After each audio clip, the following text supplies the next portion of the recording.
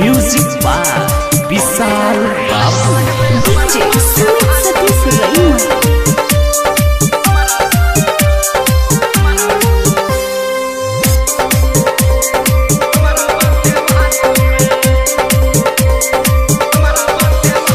हम डीजे लग गेल रहिए भैया के बारात में, सब नाच करे रहे उठार छले काट में। हम डीजे लग गेल रहिए भैया के बारात में, सब नाच करे रहे उ रहे ठार काट में। उ छोरी आँख मारो लगले हमारा बाते बात में। उ छोरी आँख मारो लगले हमारा बाते बात में। डीजे सुमित सतीश रईमा।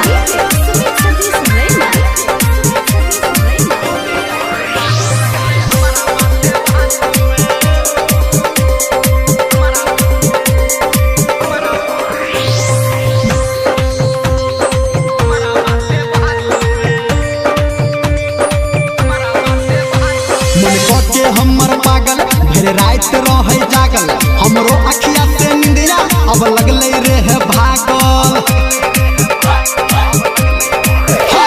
मन के हमर पागल भर रात रहे जागल, हमरो अखिया के निंदिया अब लगले रे है भागल। जब हो चले जयमाला हम रहिए ओकरा साथ में, जब दुल्हा अपन हाथ रखल के दुल्हन हाथ में। उ छोरी आँख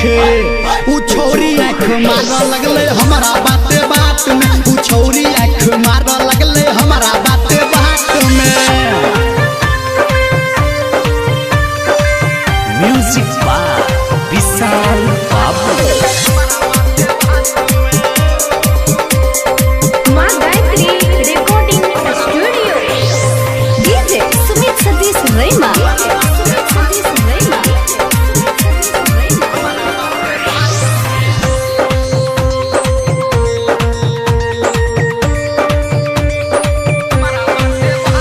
हम डीजे के ऑपरेटर, उ छोरी छे रे बेटर।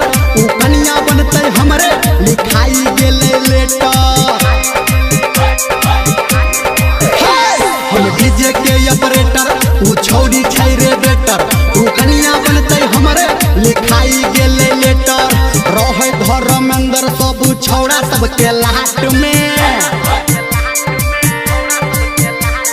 राइटर सनटू घूमे रहे ओकरे सारात में। उ छोरी आँख मारने लगले हमारा बाते बात में। उ छोरी